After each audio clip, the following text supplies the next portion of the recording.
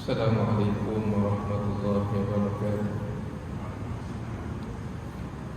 Innal hamdalillah nahmaduhu wa nasta'inuhu wa nasta'dihi wa nastaghfiruh wa na'udzu billahi min shururi anfusina wa sayyiati a'malina.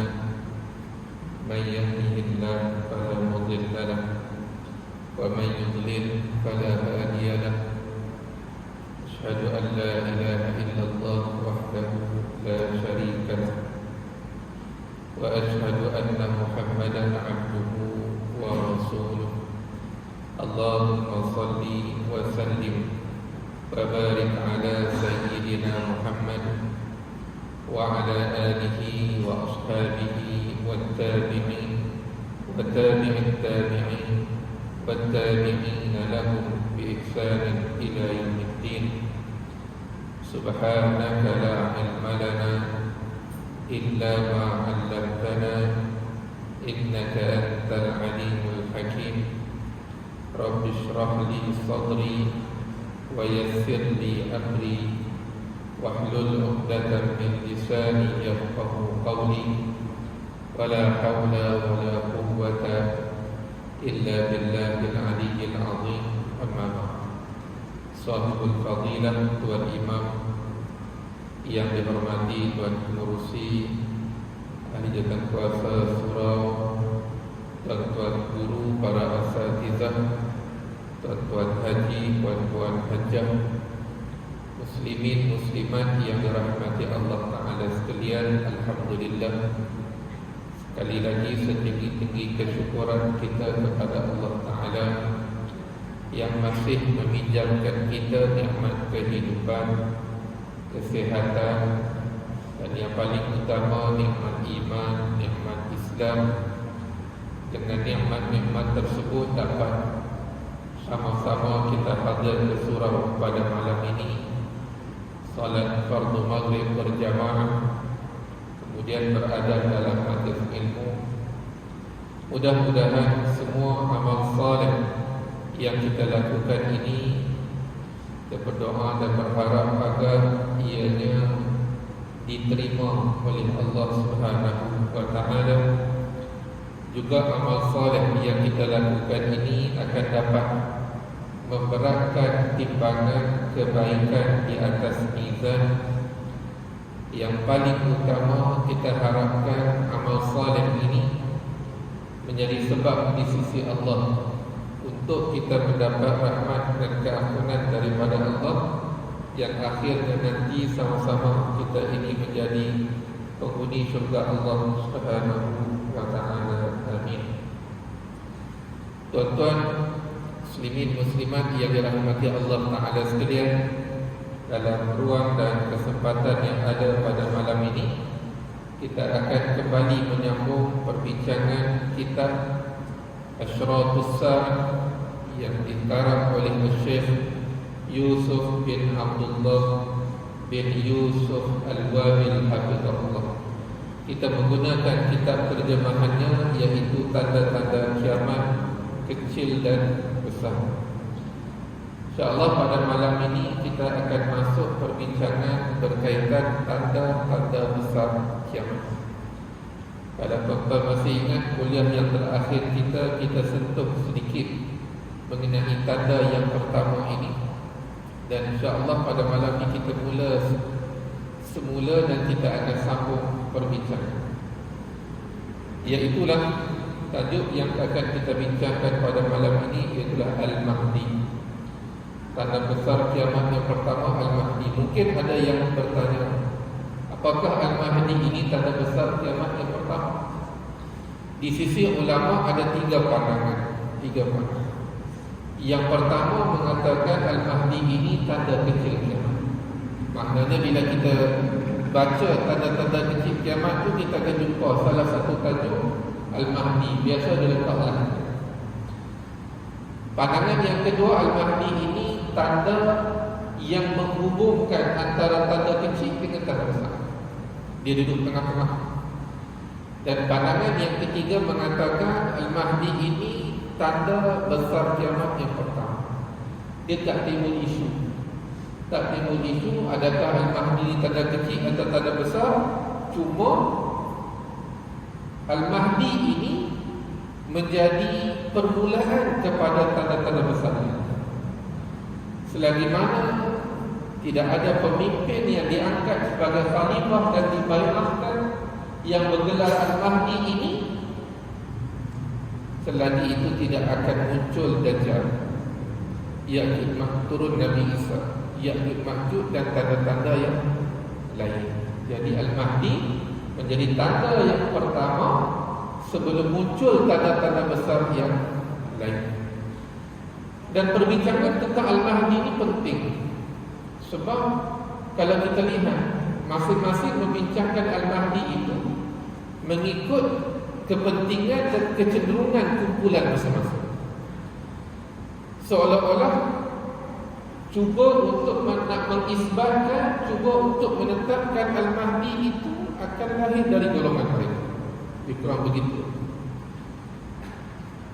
Dan Al-Mahdi ini ada versi sendiri.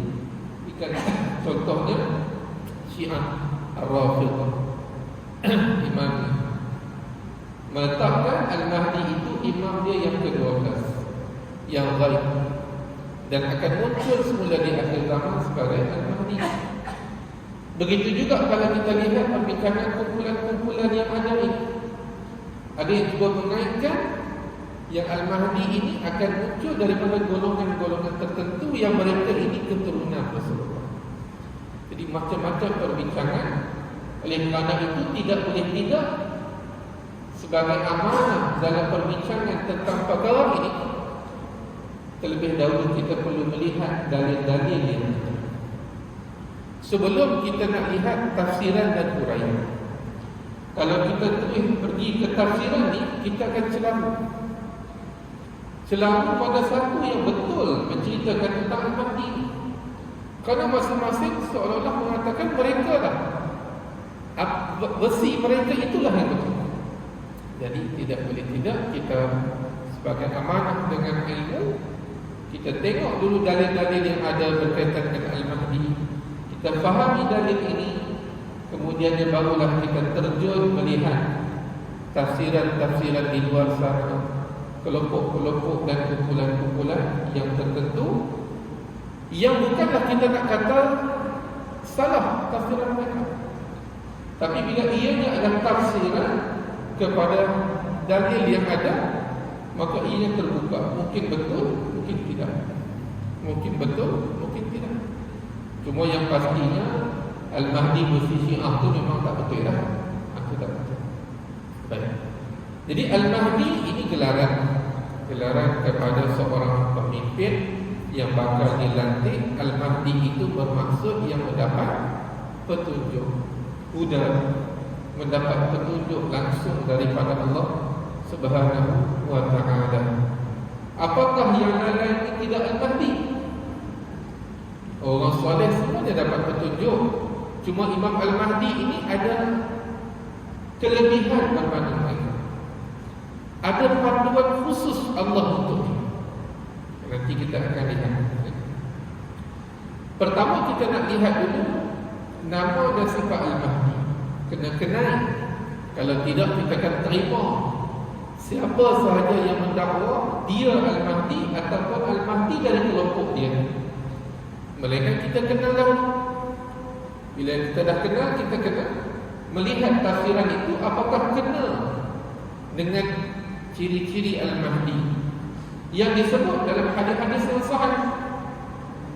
Yang pertama dari sudut namanya.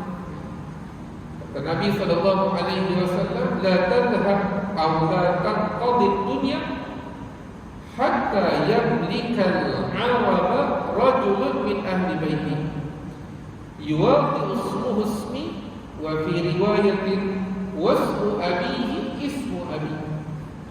Nabi kata tidak akan berlalu dunia ini, mana tidak akan berlaku kiamat, sehinggalah bumi Arab itu dikuasai oleh seorang lelaki dari keturunan bumi Arab. Makna Arab itu kan banyak, bukan sekadar semenanjung Arab, malah ke utara, ke selatan, itu semua dipanggil tanah Arab. Ke Syam itu juga tanah Arab. Semuanya itu akan tunduk di bawah pemerintahan seorang khalifah. Dan khalifah itu dari keturunan Rasulullah. Dan Nabi beritahu namanya seperti nama aku dan nama bapaknya seperti nama bapa. Berarti Muhammad atau Ahmad bin Abdullah. Secara literalnya begitu. Yang kita faham daripada hadis. Tapi bila kita terjun kepada tafsiran-tafsiran, pelbagai tafsiran terhadap nama. Ada yang mengatakan tidak semestinya Muhammad bin Abdullah sahaja. Boleh jadi Muhammad. Contoh, Muhammad apa? Muhammad letaklah belakang tu Muhammad Iman bin Abdul Rahman. Sebab Abdul Rahman pun Abdullah. Ini kita akan lihat tafsir ini. Sebab alasan yang diberikan nama Muhammad bin Abdullah, pastinya orang akan bunuh orang. Ketika mana berlaku perselisihan di kalangan orang Arab ni, perang saudara, kita akan tengok nanti. Dan mereka pun tahu hadis tentang perkara ini. Dan mereka pun tahu Al-Mahdi itu namanya, keturunannya. Kalaulah nak ambil tindakan awal sebelum ia diangkat jadi khalifah dan mereka kalah, lebih baik bunuh orang. Maka mereka akan cari semua keturunan Rasulullah yang namanya Muhammad bin Abdullah dan mereka bunuh. Ini satu tafsiran. Ini yang saya belajar macam itulah. Bila kita dengar pun ada rasionalnya. Cuma betul ke tidak? Wallahu a'lam. Cuma kita kembali kepada nas dahulu. Nas mengatakan Muhammad bin Abdullah. Selebihnya kita tak tahu adakah dia Muhammad bin apa, Muhammad Iman kah, Muhammad Syukri kah, Muhammad apakah. Bin Abdullah itu sama ada Abdul Rahman kah, Abdul Latif kah, semua itu Abdullah. Kita tak tahu. Tapi cara dia sebut, kalaulah Muhammad bin Abdullah namanya sebegitu, sudah pasti awal-awal lagi akan dicari, diburu dan dibunuh. Pun ada rasionalnya. Cuma kita kena faham, orang Arab ni lebih dikenali dengan kunyahnya. Kunyahnya itu adalah gelaran, nama panggilan, lebih daripada nama dia. Sebab itu kita dengar panggil Abu tu kan. Abu Lahab, Abu Jahal, Abu Hurairah. Abu ini kunyah kita panggil. Kunyah ni nama panggilan dia. Dan orang Arab lebih mendahulukan nama panggilan ini pada nama sebenar. Sebab tu kalau kita jumpa orang Arab ni yang lebih berusia daripada kita sebagai tanda hormat, kita tak panggil terus nama dia, kita panggil kunyah. Contohnya, ya Abu Abdullah, wahai Abu Abdullah. Betul. Nama dia bukannya Abdullah. Nama dia mungkin kita kata Abdul Latif ke apa. Wahai bapa Abdullah, sebab anak dia suruh nama Abdullah bapa. Itu panggilan yang ada penghormatan. Hormatlah daripada kita panggil dia, panggil nama dia terus. Jadi tak mustahil juga. Jadi terlindung nama Muhammad bin Abdullah tu orang tak kenal. Sebab orang lebih kenal nama kunyahnya, nama panggilan. Boleh.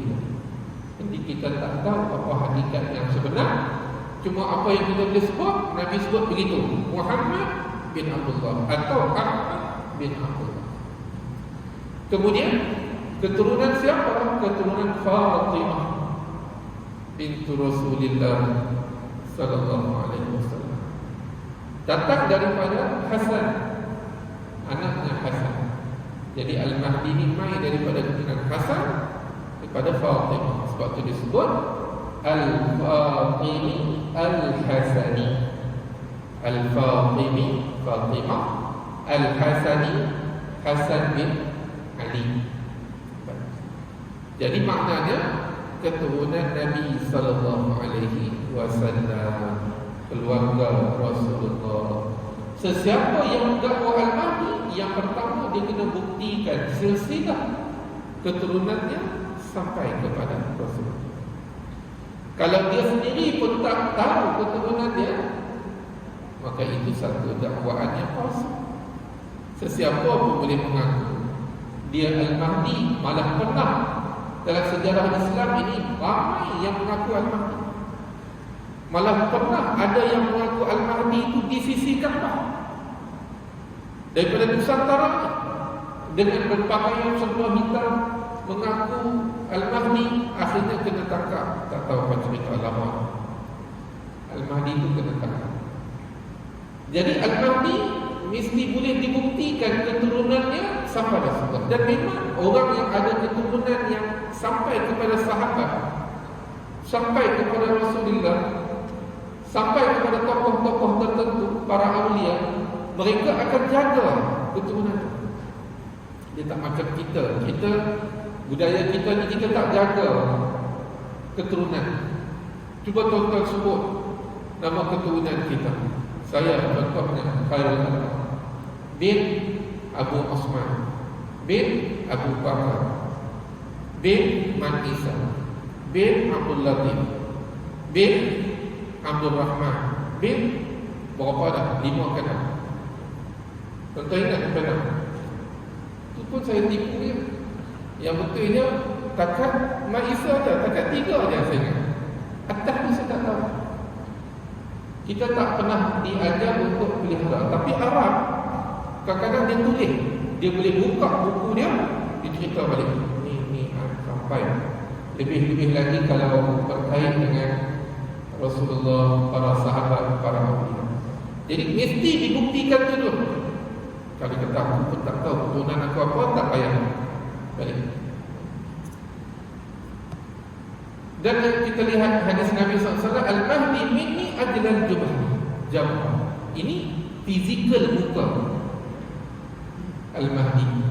Yang nak mendakwa ni kena mesti ada ciri-ciri ni lah. Aqnal yamla'ul ardu qisqan wa 'adlan kama muli'at zulman wa jawra yamliku sab'a sinin. Al-Mahdi dari keturunanku, lebar dahinya. Ini dahi orang Arab ni kan, dia apa dia panggil anak rambut ni, dia kat dia lebar. Mancung hidungnya. Ini pun satu lagi kriteria. Mancung hidungnya, maknanya kalau yang mengaku tu hidung yang tidak begitu, awal-awal lagi dah tak kenal, akan memenuhi bumi dengan kejujuran dan keadilan sebagaimana sebelumnya dipenuhi dengan kezaliman dan penghadangan. Maknanya hadis ini penting untuk kita lihat bila masa Al-Mahdi ini akan dibayar, diangkat menjadi khalifah dan dibayar. Zaman tu mestilah zaman yang penuh dengan kezaliman dan penuh dengan penganiayaan. Zaman perang demi peperangan. Bukan Islam dengan kafir, tak, sesama Islam. Dan peperangan waktu itu, peperangan saudara waktu itu, bukan kerana agama, tapi kerana berebut harta. Harta ini termasuklah jawatan kepada dunia. Kadang macam tu, dia jadi huru hara, dia jadi penindasan, dia jadi kezaliman. Hak yang ni kalau tak bersama dengan dia akan hukum sesuka hati. Tuak ni bukan kalau jumpa orang dia, tak sokong dia, tak sama dengan dia akan zalim. Zaman itu, pada zaman itulah Al-Mahdi akan dibayar. Kalau tidak berlaku keadaan, maksudnya kita semenanjung Arab. Sebab hadis sebut di semenanjung Arab pun lebih khusus lagi, kira area Arab Saudi. Kalau tak berlaku begitu lagi, mana belum masanya Al-Mahdi dibayar jadi khalifah, tiba-tiba saja mai kat surau kita ni satu kumpulan. Kita tuan-tuan yang dirahmati Allah Taala sekalian, bersama saya Syekh sekian. Inilah Al-Mahdi. Jom kita sama-sama bai'ah. Kita bila dengar macam tu mesti pertama sekali susah kita nak percaya lah kan. Telefon jais, telefon apa semua. Tapi satu petunjuknya, berlaku dah perkara ini sebelum dia nak dakwa dan sebagainya. Dan Al-Mahdi ini mula-mula dibayar adalah di Makkah. Berarti sebelum dia nak suruh kita bayar dekat sini, dia dah dibayar ke tidak di Makkah? Kalau kat sana apa tak berlaku lagi, tiba-tiba nak suruh kita bayar sini, tak kena. Sebab di sana ada riwayat yang lain menceritakan tentang Al-Mahdi ini. Ada yang mengambil hadis yang saya tunjuk, mengatakan datang dari sebelah timur bersama dengan satu pasukan membawa panji berwarna hitam. Itu pun ada tafsirannya. Dan ada memilih riwayat yang mengatakan Al-Mahdi ini kelahiran orang Madinah, tinggal di Madinah. Dia seorang yang saleh, keturunan Rasulullah, tapi dia orang biasa. Orang biasa, macam tuan-tuan datang ke surau, orang biasa. Tapi keturunan Rasulullah. Bila sampai masanya melihatkan peperangan saudara berlaku ni, sesama orang Islam yang perang-perang, yang pimpin pasukan-pasukan ni pun dia bukan orang lain, adik-beradik, saudara-saudara yang tak berpuas hati kerana nak berebut harta. Nanti saya kata, tengah perang ni Allah ilhamkan kepada ulama yang tinggal di Madinah ni untuk, mereka kata sudah sampai masa untuk Al-Mahdi ini diangkat menjadi khalifah. Sudah sampai masanya Al-Mahdi zaman ini. Maka mereka pun mencari keturunan Rasulullah di Madinah, dan ketika itu lelaki tersebutlah yang paling layak untuk menjadi khalifah. Tapi dia orang biasa. Dia sendiri menafikan. Dia kata bukan aku. Yang kau salah ni bukan aku ni. Aku tak ada apa, aku orang biasa. Dia berkata, kaulah yang dimaksudkan ni para ulama. Akhirnya dia cuba sembunyi lepas ke Mekah. Di Mekah, ketika dia tawaf, orang jumpa dia. Mereka cari kat Mekah. Ketika jumpa itulah mereka kata, kami nak bayar kamu jadi khalifah. Dia kata, setelah desak-desak sana, dia kata kamu nak bayar. Tapi hati dia kata bukan. Baik. Dalam satu malam, satu malam itu Allah ubah keadaan. Ini kita kata ini jadi berbeza dengan malam. Dalam satu malam, hak mana kekurangan pada diri semuanya Allah perbaiki dalam satu malam. Sehinggalah dia menjadi seorang pemimpin Al-Mahdi yang mendapat langsung petunjuk daripada Allah. Dan selepas itulah kita diarahkan untuk berbaiat dengan Al-Mahdi. Maknanya apa?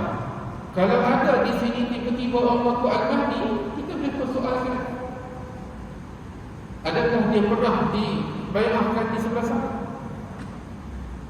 Di Makkah itu, rukun Yamani. Kalau tidak, maknanya bagaimana mungkin dia mengaku sebagai? Apakah suasana ketika dia mengaku Al-Mahdi itu seperti yang disebut? Dipenuhi dengan kezaliman, penindasan dan peperangan ketika itu. Jadi banyak perkara lah. Sebab itu jangan dicari Al-Mahdi. Sampai masanya adalah akan dibayar Al-Mahdi ini. Tinggalkan urusan itu kepada para ulama. Kalau kita cari, ramai yang akan mengaku. Ramai akan mengaku. Mereka mengambil kesempatan lagi. Bila orang mencari, dia pula mungkin nampak ketokohan sedikit ke, ada ilmu sedikit, ada rupa sedikit, mengaku sebagai Al-Mahdi, dan dia dapatlah habuan kepentingan sandungan orang. Jadi tak perlu cari. Apatah lagi saya ada yang buat press conference pula, bagi tahu akulah Al-Mahdi. Itu pun semua tu ciri-ciri Al-Mahdi yang tak betul. Kecuali setelah dibayarkan dan berlaku bayar yang pertama di sana, kemudian kita diperintahkan untuk pergi kepada Al-Mahdi berbayar. menjadi pasukan taat setia bersama dengan Al-Mahdi. Bila masanya wallahu a'lam, tapi dengan apa yang berlaku pada hari ini, wallahu a'lam, bukanlah terlalu jauh masa daripada zaman kita. Bukan terlalu jauh. Mungkin sempat, mungkin anak kita, mungkin cucu kita, wallahu a'lam. Memerintah selama 7 tahun. Al-Mahdi ni start, dia diangkat menjadi khalifah. Dia perintah 7 tahun. Cuma ulama berbeza pandangan. 7 tahun ni adakah daripada awal dia dilantik jadi khalifah sampailah dia meninggal dunia, atau 7 tahun itu zaman setelah Ya'juj dan Ma'juj mati.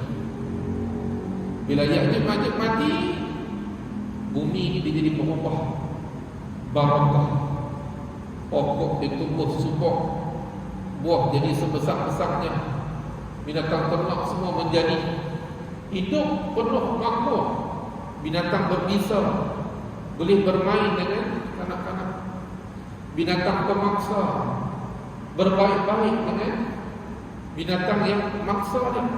Begitu zaman itu. Jadi 7 tahun itu tidak dapat dipastikan apakah bermula diangkat jadi khalifah sampai wafat, atau 7 tahun ini dikira daripada zaman yang penuh keberkatan, yang selepas Ya'juj Ma'juj dimatikan oleh tempat keluar Al-Mahdi. Yang ni kita kena hati-hati sikit. Dalam satu hadis Nabi SAW, Nabi menyatakan yaqtatilu indaka zikum salasa kulluhum ibnu khalifah summa la yasiru ila wahidin minhum summa taqlu'u ar-rayat as-sud min qibal al-mashriq fayaqtulunakum qatlan lam yaqtulhu qaumun summa dzakara syai'an la ahfadhu faqala fa idza ra'aytumuhu fabayi'uhu walau harwan 'ala al-salb fa innahu khalifatullah al-mahdi. Ibn Sa'uban radhiyallahu ta'ala menceritakan akan berperang 3 orang saudara, kesemuanya anak khalifah, berperang satu sama lain kerana merebut kanz. Kanz ini adalah harta. Al-Imam Ibn Katsir rahimahullah mengatakan harta tersebut adalah Ka'bah ataupun harta yang tertanam di bawah Ka'bah. Kalau kita ambil tafsiran hari ini, Ka'bah itu sendiri sumber kekayaan. Siapa yang menguasai Mekah Madinah, itu perniagaan yang tidak pernah rugi, sebab orang sedia datang. Siapa yang menguasai Ka'bah, di situ ada Zam-Zam, juga tidak pernah perniagaan yang tidak pernah merugikan. Perang ni, 3 anak adik-beradik ni, anak khalifah ni perang kerana nak kuasai benda tu. Kita tak mau kata lah yang 3 orang tu yang ada sekarang ke apakah, Wallahu'alam. Tapi nanti dia mai daripada keturunan yang sama, dia bergaduh sama sendiri. Perang, masing-masing ada duit dan masing-masing boleh bina pasukan tentera sendiri.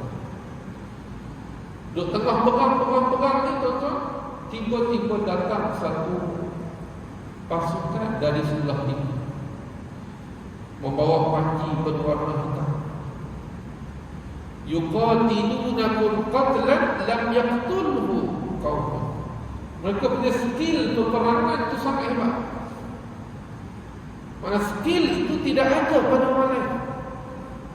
Sekali dia datang dari timur itu, mengalahkan terus 3 orang. Timbul persoalan, timur tu timur apa? Sebab dalam hadis yang dia sebut timur, dia ada beberapa kemungkinan. Yang pertama, timur daripada Madinah itu sendiri, dalam semenanjung Arab. Yang kedua, bila sebut timur semenanjung Arab. Semua kalau kita ambil semenanjung Arab ke Madinah tu, kita buat pembaris, kita garis atas ke bawah. Yang mana sebelah kanan kita menghadap mata tu, itu semua dipanggil timur. Yang mana sebelah kiri Madinah, itu semua kita panggil barat. Berarti kalau kita ambil style tu, dari Madinah atas ke bawah, yang sebelah kiri itu semua timur, maknanya dia merangkumi banyak negara, termasuklah kita, Malaysia, Nusantara. Sehingga ada yang cuba mengaitkan kebangkitan Islam daripada Nusantara. Yang semua tu saya tidak kata tidak, dan saya tidak mengatakan dengan pasti. Walaupun kita melihat gelombang itu berlaku di Nusantara, kebangkitan demi kebangkitan. Tapi pasukan timur ni cara nak kenal dia, skill peperangan yang luar biasa. Bila kita sebut macam tu, kita terbayang negara mana yang jadi orang tak boleh kuasai macam ni. Afghanistan. Afghanistan ni daripada kecil mereka perang angkat senjata. Mereka ni hidup perang. Siapa-siapa masuk nak kuasai Afghanistan ni, maka akan keluar dengan kehinaan. Sama ada Rusia, sama ada Amerika, tak boleh. Tapi kita tak kata confirm Afghanistan. Tapi nak cerita, mereka ni punya skill peperangan yang luar biasa, datang daripada sebelah timur, bawa pagi berwarna hitam. Kata Sauban, lepas tu aku tak ingat apa Nabi sebut. Di sinilah meletak, di sinilah kita kata ada timbul tanda-tanda. Kata Sauban, lepas tu aku tak ingat Nabi sebut apa. Main pasukan hitam perang, dan dia akan memerangi kamu dan akan mengalah kamu dengan skill peperangan luar biasa. Bila Sauban kata aku tak ingat, kita tahu apa Nabi sebut. Apakah persoalannya? Apakah Al-Mahdi datang bersama dengan bala tentera itu, atau bagaimana? Itu persoalan. Dan tidak disebut. Dan hadis disebut, summa zakara syai'an la ahfaduh. Kata Sauban, kemudian Nabi ada sebut sesuatu tapi aku tak ingat. Maka di sinilah ada tanda-tanda. Ada yang mengatakan yang datang pasukan bawa pagi hitam bersama mereka, dan ada yang mengatakan pasukan ini datang untuk membantu Al-Mahdi. Bila mereka tahu Al-Mahdi dibayarkan, segera mereka duduk tunggu dah masa turun untuk bantu Al-Mahdi dan berjaya mengalahkan tiga-tiga orang anak khalifah. Dan akhirnya disambungkan umat Islam. Itu zaman keagungan, kehebatan. Itu tak baca lagi, ada riwayat mengatakan ada satu kumpulan lagi tentera As-Sufyani daripada negara Syam yang kita tak kenal siapa mereka ni. Kumpulan tentera ni pun bila dengar kata Al-Mahdi ni akan jadi khalifah, mereka datang untuk serang. Bukan datang nak bantu dah, batang serang. Datang untuk serang, tapi Allah tenggelamkan mereka di satu tempat namanya Baida. Bila tenggelamnya mereka di situ, maka yakinlah orang bahawasanya inilah Al-Mahdi. Sebab Nabi dah cerita, Nabi dah cerita. Jadi sebenarnya banyak lagi perkara yang kita tak betul-betul tahu tentang Al-Mahdi ini. Cuma gambaran awal, dia adalah sebagai khalifah yang menjulang kembali pemerintahan seperti pemerintahan Rasulullah SAW. Menggunakan metod nubuwah, metod kenabian. Maksudnya dia memerintah seperti mana yang sepatutnya Islam ketika itu. Al-Mahdi. Baik. Kemudian Nabi kata, apabila kamu melihatnya, bila dia ada selang itu, aku tak ingat apa Nabi sebut, cuma yang aku ingat, Nabi kata, apabila kamu melihatnya, fabayi'u, hendaklah kamu datang berbayat, walaupun terpaksa merangkak di atas salji. Di situ bila Nabi sebut, kenapa Nabi sebut salji? Timbul pula beberapa tafsiran. Ada yang mengatakan duduk jauh macam mana pun kamu kena main. Hatta duduk di sebelah kutub-kutub kapal ke hasad, kena main juga. Merangkak atas salji itu maksudnya tempat yang susah jauh, kamu kena usahakan datang bersama dengan Mahdi. Baik. Dan ada pandangan juga mengatakan itu menunjukkan musim sejuk. Sebab waktu yang salji itu ada musim sejuk lah, akhir tahun, awal tahun. Dan kalau kita lihat hari ini, utara semenanjung Arab itu sampai saja utara Madinah. Maknanya bila Nabi sebut pergilah berperang dengan dia, walaupun terpaksa merangkak atas salji, seolah-olah satu isyarat yang kejadian itu berlaku pada musim itu. Tuan-tuan, ini kita panggil fiqh al-ulama, kefakihan ulama dalam memahami hadis, yang kita pun tak dapat nak kata confirm begitu atau sebagainya, tapi kita menghormati pandangan-pandangan tersebut, berkemungkinan berlaku seperti mana yang mereka sebut ataupun berbeza. Wallahu a'lam. Fa innahu khalifatullahil mahdi, dan sesungguhnya dialah khalifah Allah al-mahdi. Jadi ini antara kita panggil petunjuk yang penting pelantikan khalifah al-mahdi. Al-mahdi dia bukan, kemunculannya bukan seperti Dajjal. Al-Mahdi manusia biasa. Dajjal dia dah hidup lama. Zaman Rasulullah pun orang dah jumpa dah Dajjal ni, terikat dalam sebuah biara di suatu pulau. Kemudian Dajjal ni akan dibebaskan. Bila bebas dia akan pergi sebelah timur, bersembunyi di sebelah Khurasan. Tak ada siapa kenal dia. Dia tak tunjuk dia Dajjal. Mungkin bangga ni orang nampak dia macam orang biasa, tapi sampai masanya dia akan tunjuk dia lah Dajjal di sebelah sana. Dan bila dia tunjuk kata dia Dajjal, segera orang Yahudi yang tinggal di Asfahan menjadi bala tentera utama, menyambut dan menyambut dakwaan dia sebagai Dajjal. Berbeza dengan Al-Mahdi. Al-Mahdi ni dia sendiri tak tahu kata dia Al-Mahdi. Itu penting. Dia sendiri tidak tahu kata dia Al-Mahdi. Jadi segala yang berlawanan dengan itu maknanya boleh dipersoalkan. Kalau tiba-tiba sahaja dia kata akulah Al-Mahdi, tanya dia macam mana kamu tahu kamu Al-Mahdi? Apakah ada petunjuk-petunjuk kata kamu ni Al-Mahdi? Dia mesti akhir sekali kena dengan apa yang Nabi sebut. Yang penting. Sebab itulah saya kata dalam nak membicarakan tentang Al-Mahdi ini, tidak boleh tidak kena meraihkan nas-nas yang ada. Kalau tidak, dia cakap ikut hawa nafsu saja. Dia cakap ikut hawa nafsu, ikut suka dia.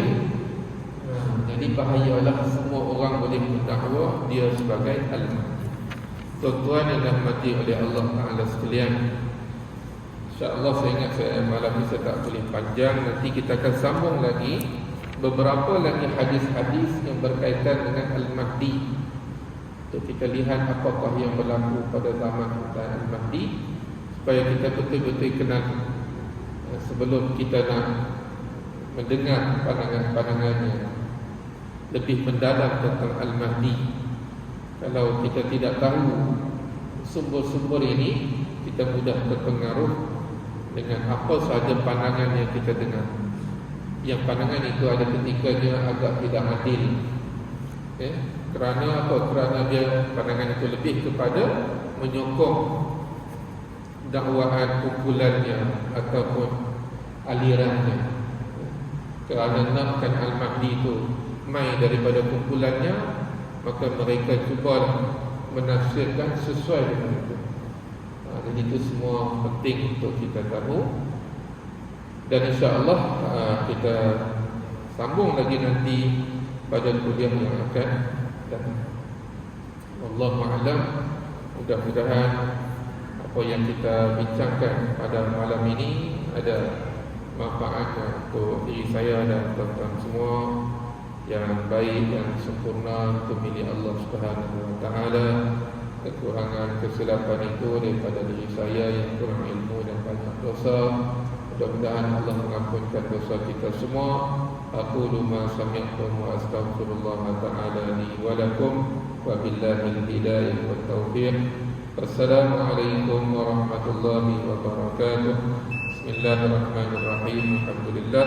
Wassalatu wassalamu ala Rasulillah wa ala alihi wa sahbihi wa man nasara wa wala. Allahumma anfa'na bima 'allamtana wa 'allimna ma yanfa'una. Allahumma zidna 'ilma warzuqna fahma. Allahumma ij'alna min alladhina yastami'una al-qawla fayattabi'una ahsanah.